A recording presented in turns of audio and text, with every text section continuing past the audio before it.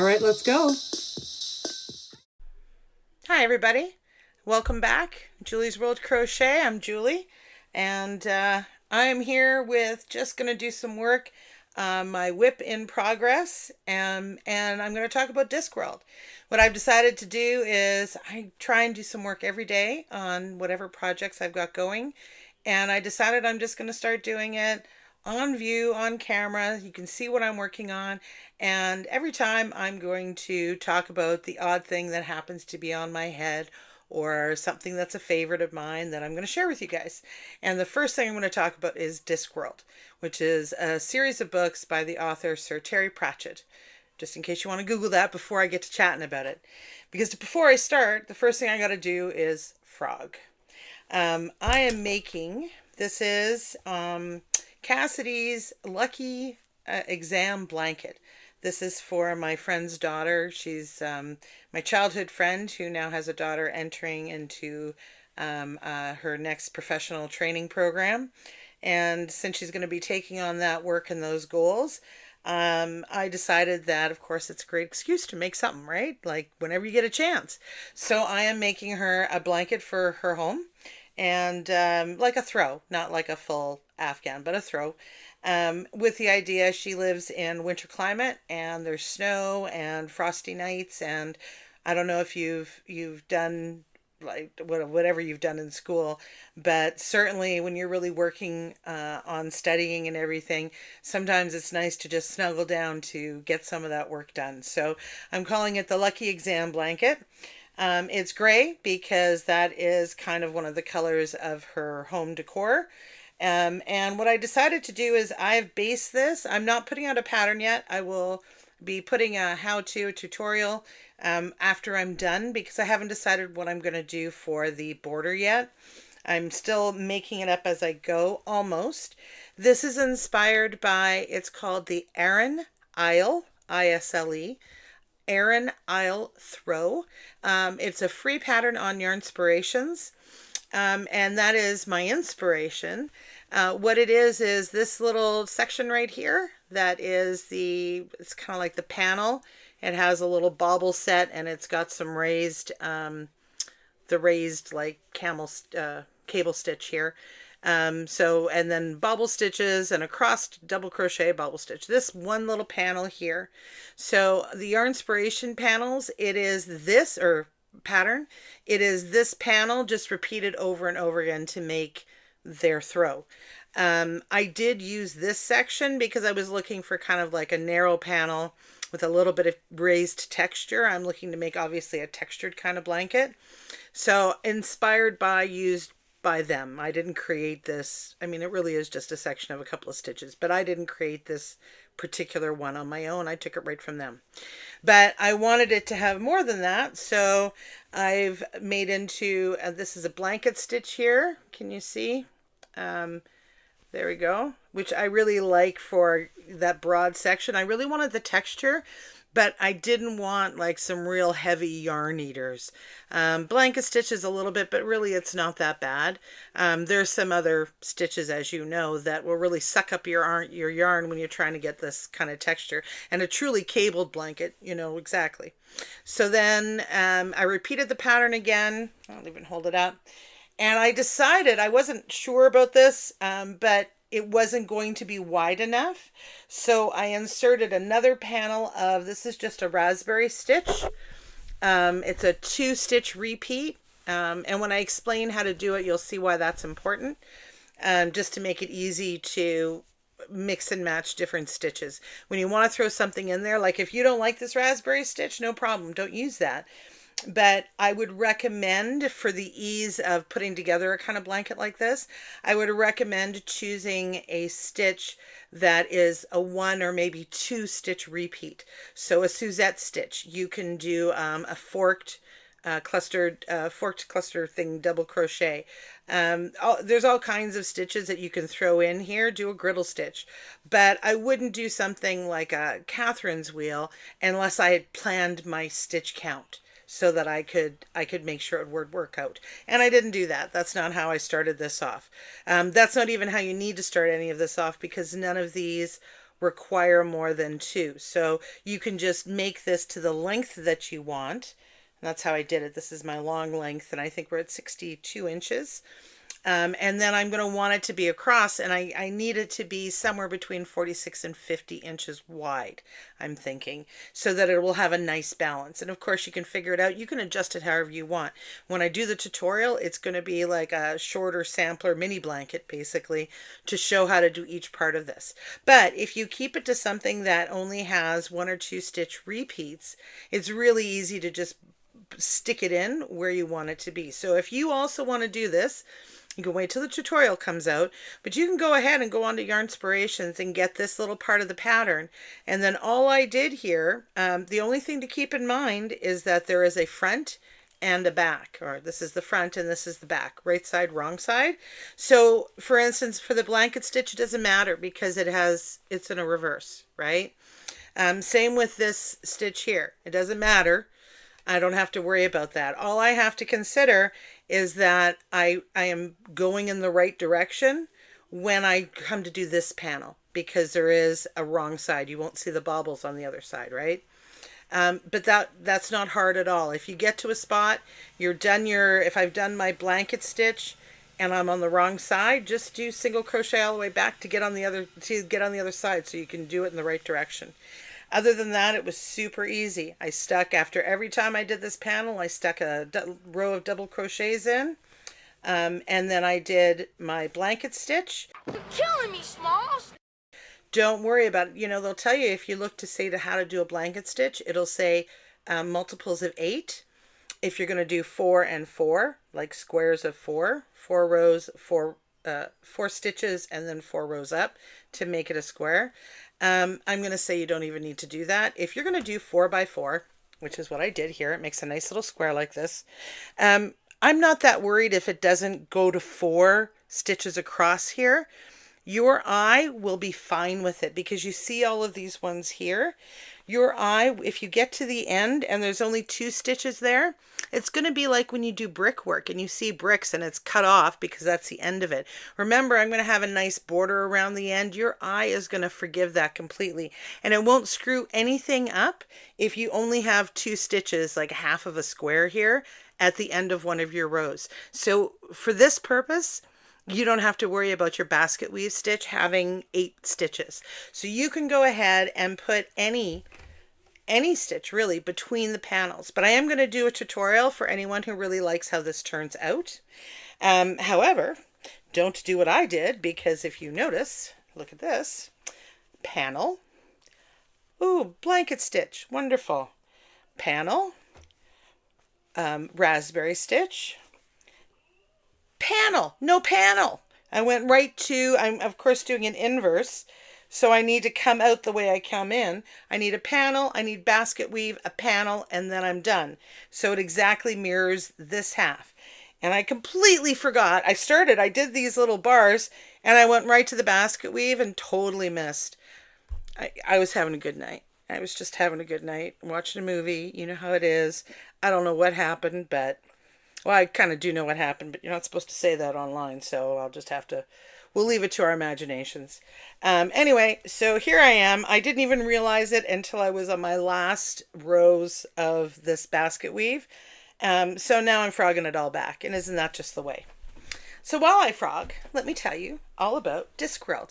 And if you like, you know, if you're enjoying what you're hearing, if you're having a good time, if you're coming back to join me, you know, give me a like, give me a subscribe, keep me going in the algorithm so I come up. That'd be great. I appreciate that. I love having everyone here. All right, so I will say I'm making this, I'm using the Premier Basics yarn in the gray, and I will say it's nice yarn. You know, it's not as soft as I would want for this particular type of blanket. Let me put it that way. It's not soft. It's just not soft. On the other hand, I just used a really, really like butter soft yarn but so soft, to make a blanket for my friend. And that, I mean, it's lovely. I really love the blanket, but it's going to pill like a mother. You know, like it really is. It's going to fluff and all that other stuff. And this yarn's not going to. So it depends on what you want. It is soft enough and I'm happy with it. So that's fine. It's just not quite as soft. And as it gets bigger, it does get squishier. So fair enough. But still, I'm just saying. Choose your yarns. But as much as it's not quite as soft as I'd want, it frogs awesome. So for a beginner like me, this is an element of yarn that actually matters, is how well does it frog. Like Lion Brand Softy yarn, I don't know if you know the Softy, great for scarves, scarfy yarn, not Softy, scarfy yarn. Great for scarves and hats and all of those things. I actually made my friend a shirt out of it. I originally tried to make her a hat twice, and then a shirt. And then, well, I got the shirt done, but I had to frog a little bit. But the point is, it was one of the first yarns I really ever worked with. Certainly one of the first major, like, designs I did where it was a larger piece. That stuff is a mother to frog back. You know, so I even sent it to her because I mean, she's been a lifelong friend. I know all her sizes. I've bought clothes and made clothes for my friends before. So I'm pretty confident, but I hadn't seen her in a while, and I am sending it. I didn't get to try it on or anything, or even get measurements because I was surprising her. So when I sent it to her, I didn't even say like, hey, if this doesn't fit, send it back and I will work it back and do it again. So that you get something. I was like, if it doesn't fit, give it to someone. Just give it to someone. I'm not frogging that again. It's too bad. And I was very lucky. She says it fits like a glove, but still, I was not frogging that thing again. But this Softy yarn is beautiful. I can't believe it. I did so much work here. I've got so much frogging to do. It just comes right up. So kudos to Premier. Maybe it is something for beginners to work with. You know, I actually don't mind frogging. This is not the end of my world. And I mean, I don't like to get too far and then have to frog. I mean, I like to catch it fairly early, but you know, I'd rather try things. I'd rather see how it works out. I mean, part of the fun of crochet for me is you choose all of the things you want. This is the yarn I'm using. This is the hook I'm using. This is the stitch I'm using. This is the design, basic design. And, you know, I think I'll use stacked single crochets instead of a chain 3. And here I'm going to do the decreases so that, you know, and you make all of these decisions.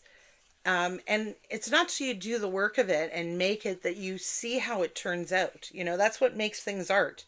And you see how you got to where it is. So, you know, I don't mind if I'm making some choices. I'd rather try it. Well, you know what? I'll just do it. I'll just do it and I'll see what it looks like. And if I have to frog it, I have to frog it. I don't mind the frogging because I would rather have tried. That's what it comes down to. It's probably one of the reasons I don't really use patterns. I have a few, I should say. I have a few patterns in my library that I do want to try specifically, and I doubt that I would be able to free form any of them myself. So I would follow it very carefully in those instances. So that's okay. But for right now, I'm not making, there's a lot of things you can make with very basic shapes. Cardigans, rectangular shape throws, you know, beanies, like the basic shapes are there. The structure is there. And all of the choices and variations you put into it is what makes it unique. But they're not actually that complex once you've kind of mastered that part of the design. So, and I'm not against using a pattern in any way. I almost never find exactly what I want. And I have an idea of what I want to try or use, or I've got a different size yarn than what the pattern shows, so it's not going to be the same anyway. I have to make some adjustments, whatever. So generally, I just don't follow a pattern. As case in point here, I was, you know, I knew what I wanted and I looked and looked and I didn't find what I wanted. So, but I did find that one Yarnspirations, I actually found several that were in the realm of what I was looking to do, but none that were right. So I took that one that had that panel that I thought I could make use of, and use that as an element and inspirations. And I give them full credit. I did not design that. That is not mine. But I am using that section. It is a free pattern, so I don't feel bad sharing it with you all, because anyone should be able to go and grab it and use it how they want. I'm not taking any credit for it in any way, but I am how I've combined it otherwise and what I've created with it. The rest of it, yeah, I'm okay saying that part's mine. Sure. And I will put up a tutorial so that if you want to make your own, you can. I will show you again in a minute, but I've got rows left to do. So let me tell you about Discworld. When I grew up, I was very much a reader. And what happened is circumstances were such that I was alone a lot. And I really enjoyed reading. I actually have fond memories. We remember when we were little, like when you're really little, I must have really liked books. Like I think I always kind of really liked reading anyway. I remember when I was really little, I grew up with my dad, I should say. So I remember my dad reading me like Dr. Seuss books, One Fish, Two Fish, all of Go Dog Go, loved Go Dog Go. And for whatever reason, Are You My Mother, which from a broken family whose mother left, my poor father, like I do remember a period of time where he read Are You My Mother, like every night for months and months. I don't know where the overlap was in that time period because I was also very young, so I don't know how that worked out, but it's adorable to look back and think now, I guess. Anyway, I also remember him reading whatever. He read lots of stuff, you know what I mean? And I remember like longer chapter books. So reading was always a big feature in my life, and I was definitely, lots. I read lots and lots of stuff. Lots of it inappropriate. Those are totally other stories that are hilarious, and I will share it at a later time.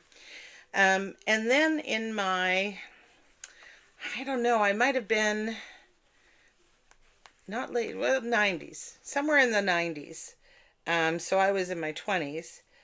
I found Discworld. Oh, I know what I found first. I had gone to a used bookstore because if you're an avid reader, before the days of, that was the place to get a lot of your books, at least more affordable, because I read so fast. I mean, I did reread my books all the time, but I was young. I couldn't afford to go and buy a bunch of books all the time, brand new and not know if I'd like them or not. So this, whatever, went to used bookstore.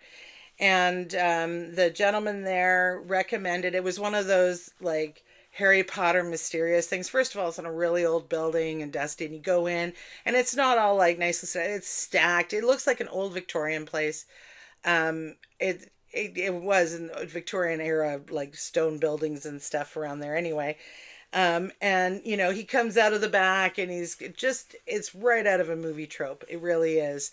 And, and I'm looking for books, and he's like, could he recommend one? And he pulls out Good Omens by Neil Gaiman, the fabulous Neil Gaiman. If you know him, he's sci-fi fantasy. He did The Sandman. He did extremely successful and justifiably so. And Sir Terry Pratchett. It's a collaborative book called Good Omens that he highly recommended to me, and that's the only book I bought. I bought it and went out and tried it and absolutely loved it. The story was fabulous. It was fun, and the style of writing I just had never experienced before. So I went to look for more to either one of those authors so I could read more. I'd never heard of them at the point. And I found Discworld, which is Sir Terry Pratchett's work himself. Sadly, he passed away in 2015, I believe it was, which is an absolute shame and it feels like a tragedy for the literary world. But he has left just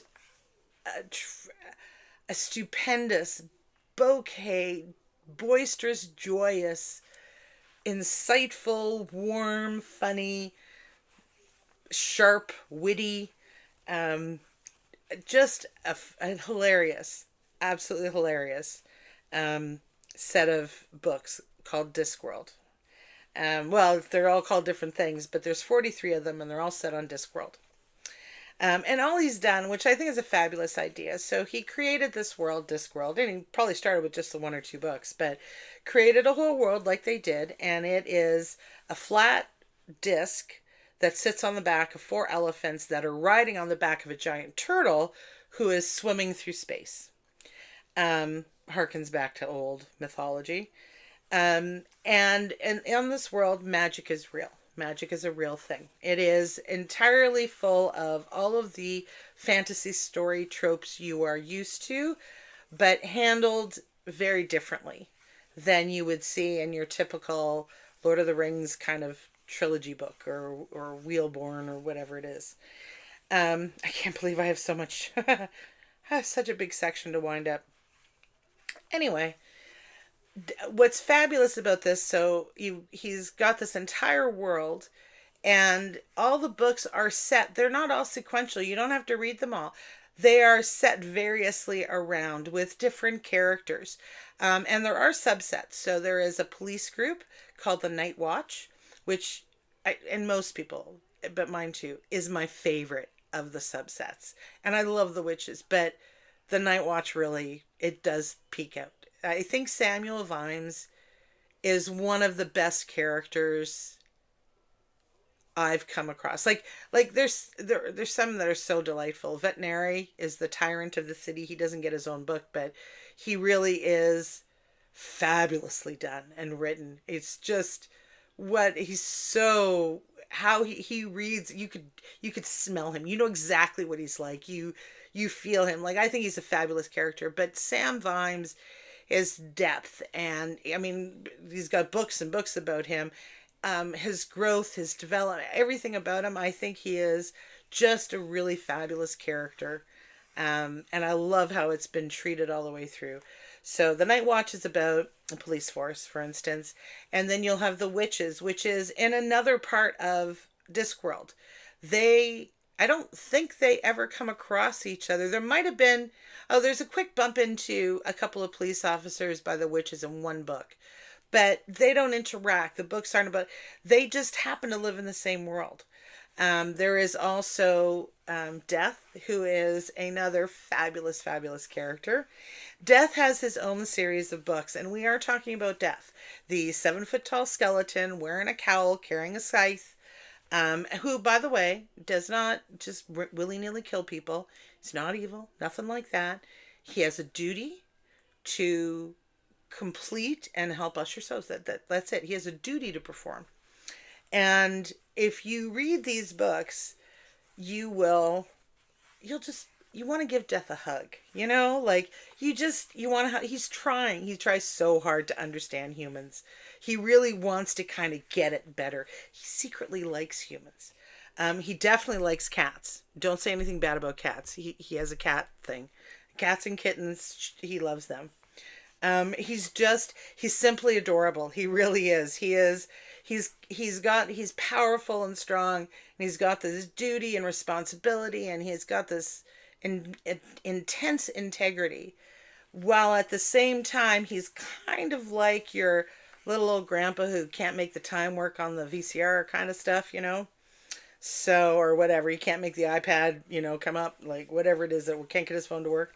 That's who he is. And he's just adorable. So amazingly, it's hard to explain that you absolutely love Death and would want to protect him and can't wait, it's unusual to explain. But what's brilliant about the books is it doesn't matter what they are. I'll give you a little rundown, not of what the books are, but how they're set up. But more importantly, it's about how Terry Pratchett writes. He writes in such a way that, one, you are not burdened with a bunch of description. You are not sitting there, it's not 3 paragraphs talking about the leaves on the friggin' trees and the sunlight comes in. None of that stuff. He's not wasting your time. The way he has people speak and gesture and little comments do more to fill in that world and really flesh everything out. He uses so few words to make this really rich interaction all the time. You don't need a whole bunch of he said and did this. You just that language back and forth, you can see it. Like you can feel it like a film and a comedy in your head. And it's not just comedy. So it's absurdism technically, I guess. A little bit like Douglas Adams' Hitchhiker Guide to the Galaxy. But it's really insightful. It is a commentary and a satire, and a hilarious satire, and a commentary on the human condition, what it is to be human and to be living in this great big world all together. There's wonderful parallels. He really goes through from, say, Victorian times, what do you think, like steampunky, up to even modern day, where there is a parallel, eventually a parallel of email, and cyber, hacking and stuff like that. There's the witches, who are hilarious, and Granny Weatherbox is the head witch. She is stern and strong and just ramrod, spine of steel, and really kind of impatient that people are happier to be fooled than they are to know the truth and deal with reality. But incredible integrity and caring and compassion. And her best friend is Nanny Og, and they drive each other nuts. And Nanny is boisterous, small and fat and loud, and had an absolutely adventurous girlhood. She has 15 children, and she drinks, and it's really, she's your embarrassing auntie or grandma that you're just, oh my God. Just wonderfully delightful. We love Death. We love Susan is Death's granddaughter. That's a whole story by itself. She has all kinds of adventures. And then there's standalone books, things like Moving Pictures, which is, it has a story, like a whole actual story, but it is basically about Hollywood and the film industry. In that sense, like there's all kinds of parallels. And the way to think of them is like Easter eggs. It is a story that stands on its own. It's excellent on its own. That's fun to read. And there's just packed with Easter eggs, with little references. And he's so good that there's times that I'm reading along. I'm reading the whole story. I'm not missing anything. I go all the way through. And then he ties up like this thing and that thing that he kind of set out throughout the story, and then it ties up here and they all come together, and then it suddenly clicks that now, oh, this is King Kong. Oh my God. Like, he's really good at that. It's great fun. It's so fun to read, and it's so insightful. There is a very famous, and I don't feel like I'm doing a spoiler here, there's a famous quote. There's lots of famous quotes, but in particular, I've seen it more and more. As far as these insightful things go, it is the Vimes, so Captain Vimes, Samuel Vimes, from the police force. It is the Vimes boot theory of the world. And this is why it's unfair to be poor, basically, and why it screws you up. So Samuel Vimes believes if he needs a pair of boots for work, so as a young, poor, working man, he can buy himself a pair of boots for $10 that will be good for about a year, and then it'll wear out and he'll have wet feet for, and then he has to buy another pair of boots. Or he can spend $50 and get a really good pair of boots. Except he can't afford the $50. A rich man can buy a $50 pair of boots, but that really good pair of boots will last and not wear out at all. So at the end of 10 years, the rich man will still have his $50 pair of boots and have always had dry feet, whereas the poor man will have now spent twice as much money, $10 every year for 10 years. He'll have spent twice as much money and still have had wet feet the whole time.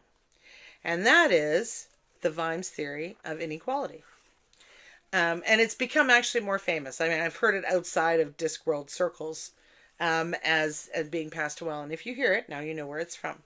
So it has these wonderful insights, these great, and then there's a whole wizards, I should say, there's a whole wizards group as well that are, it's like an academic thing. So it's Unseen University. They have their first kind of computer called Hex. They have a couple of the young punks, because all the old wizards are old, because professors are old. But there's one lone guy who has put together it's hard to explain. It's I forget what, you know those machines where you have the marble and it trips along and then it goes over this and whatever. I forget what kind of machine that's called. It's like that. It's cobbled together with like ants and springs and coils and horns and whatever that people have glued together to make the early forms of the first computer on Discworld. Which is, I mean, there's just so many fun, delightful explorations on top of it being such a great story. If you want to read this book, and I highly recommend it, if you're going on a plane, if you're doing anything where this is absolutely the series to delve into. And on top of that, you don't have to read things in order. The only book that you can't read first, really, or you kind of shouldn't, is the second one. And that's just because the first book, Color of Magic, and the second book, the first book ends kind of on a cliffhanger, and then the second book picks up right from there. So I always tell people, if you're going to read those, just read them together. However, most Discworld aficionados will tell you don't start at the beginning. When he wrote the first two books, there's less of a story and more of an exploration of this world. And that the first two books are much more like Hitchhiker's Guide to the Galaxy, in the sense of that there's not a hugely overarching plot. There's just simply an adventure and a series of fun experiences. Worthwhile, but this is when, it's the first couple of books is when Pratchett was really getting a sense of his where he wanted to be. So I mean, that's not, it hasn't fleshed out yet. It hasn't found its groove yet. Absolutely worth reading, but it's not necessarily to read in the beginning. The books I'm going to recommend, I'll recommend 3 to start with. Actually, I'll kind of make a little side thing.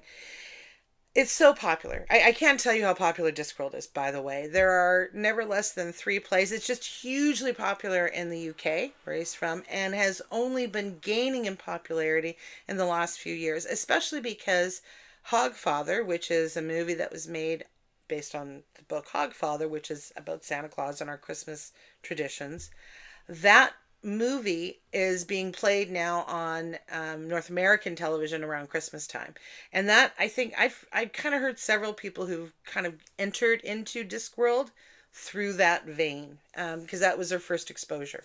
So possibly. But anyway, it's massive. You can look it up. I'm not going to waste your time on that. It's so popular, though, that he also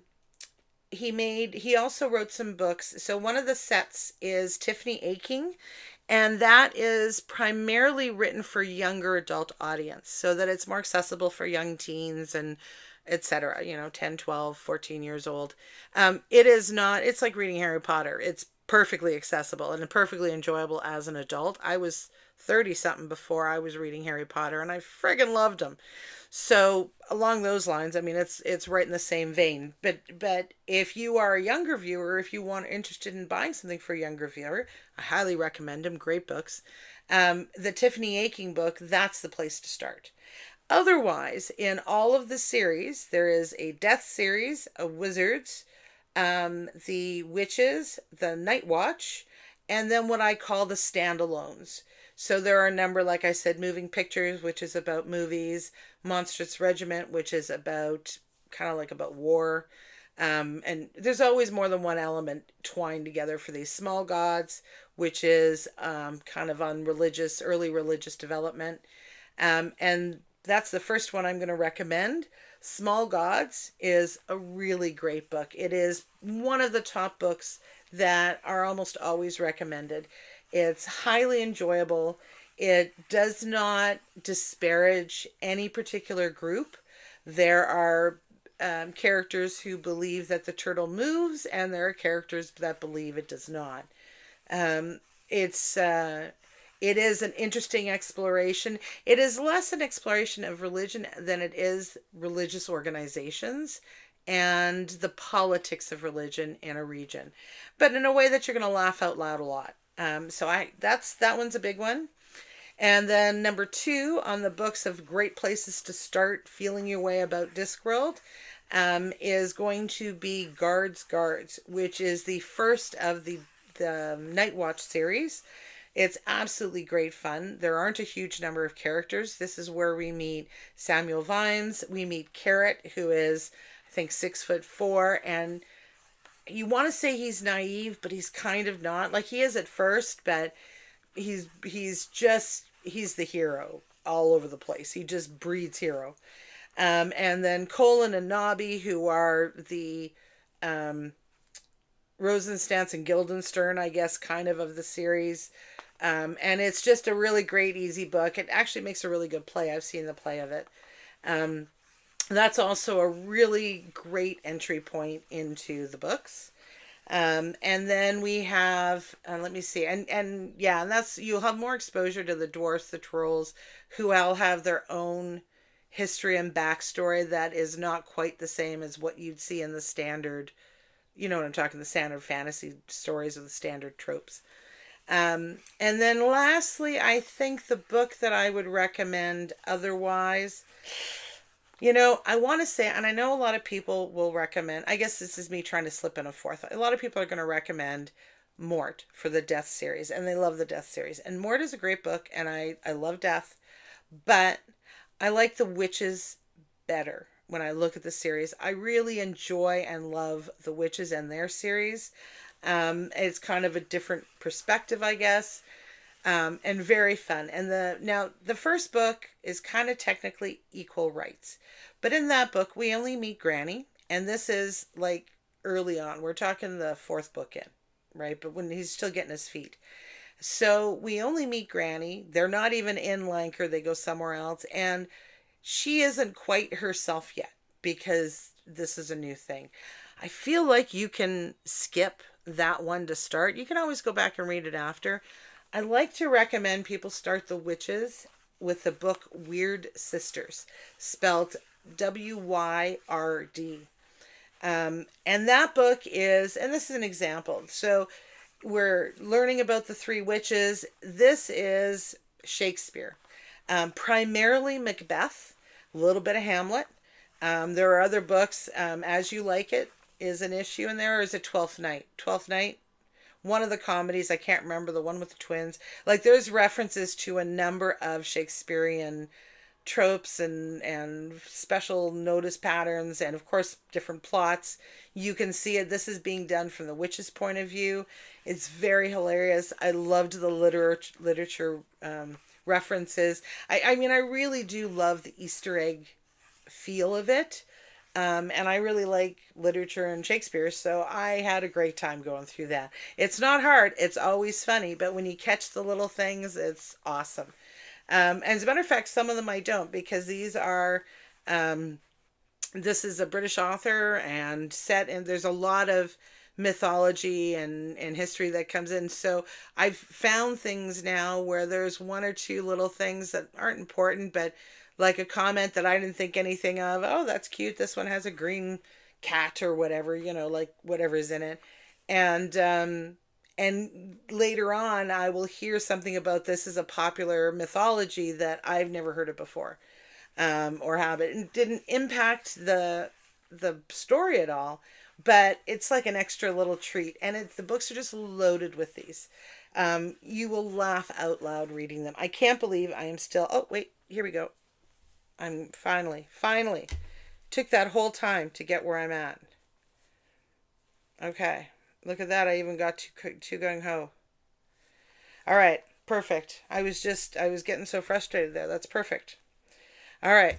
So I just wanted to recommend, and the reason I started with Discworld is because the books are so enjoyable that I have reread them over and over again. I've had to repurchase some of these books because they've been read so much that they've been like so often that they've gotten beaten up, and I really needed to replace them.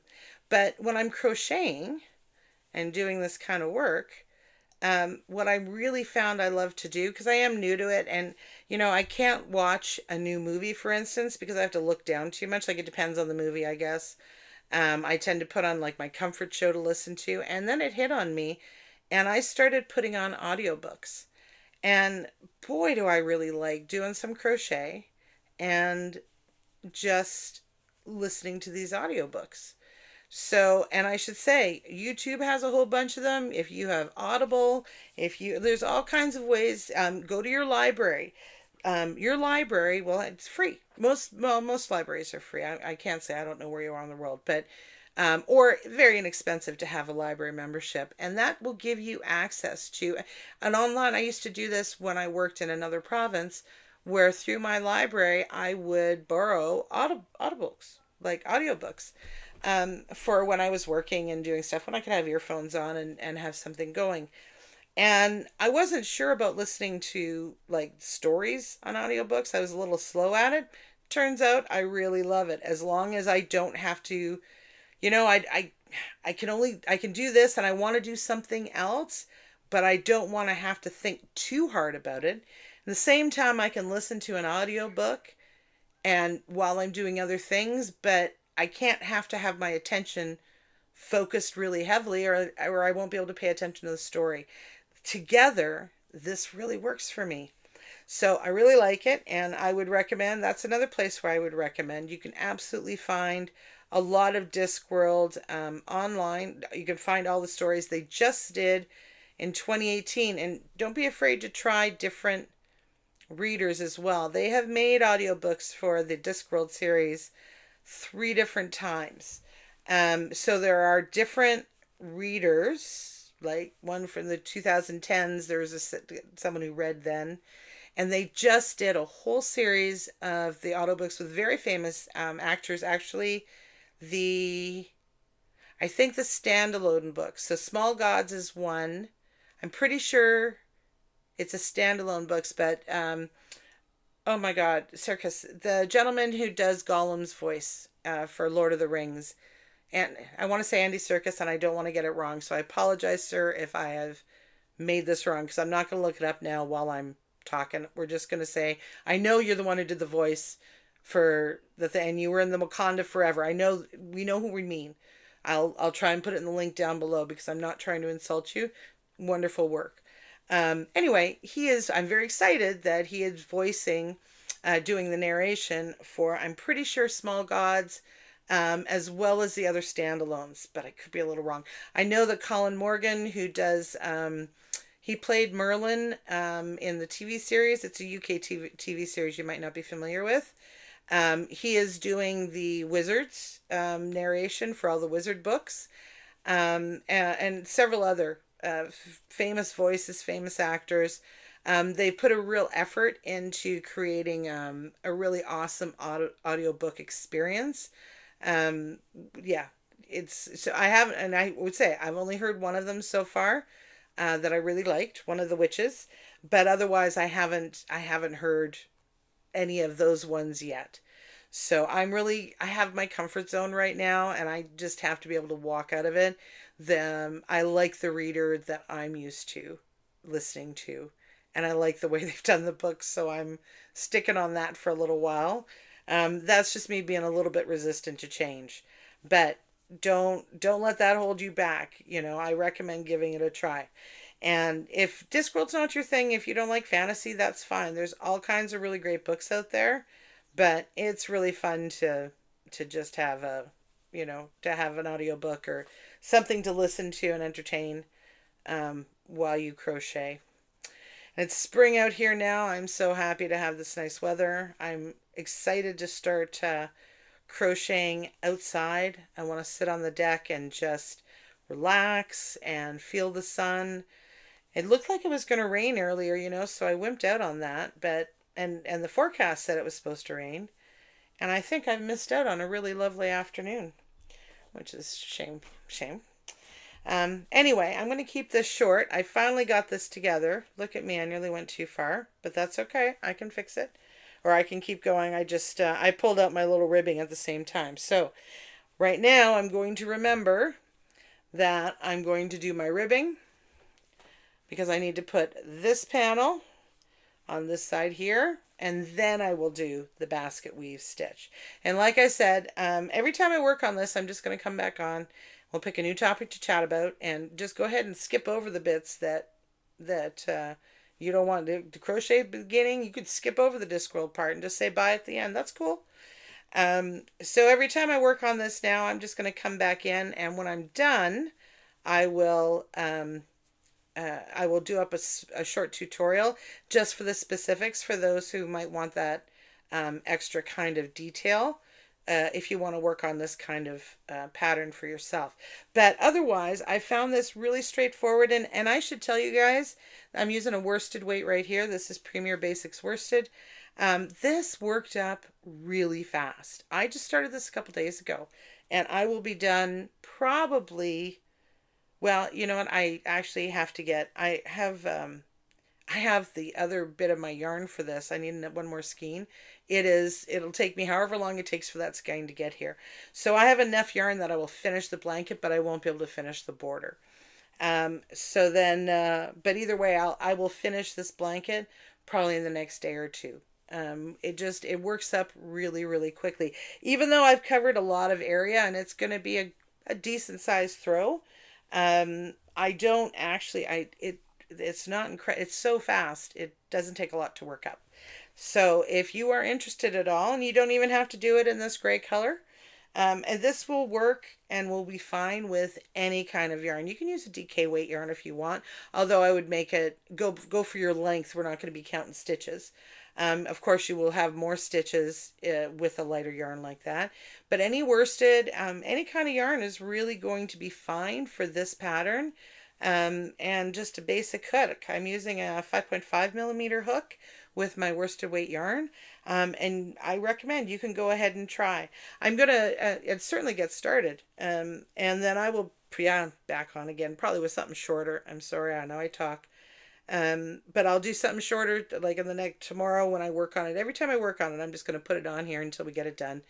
And then I will come around when I get that other yarn and go around and do the border. I haven't even figured it out. I mean, I want it to be broader. If you have any thoughts, go ahead and shout them out for me. I'd love to hear what you are thinking. I think I'd want it broader because I'd like it to kind of feel a little more like a more solid edge there with the sampler here instead of just a single row. Because if you can visualize it, the feel is different. The overall,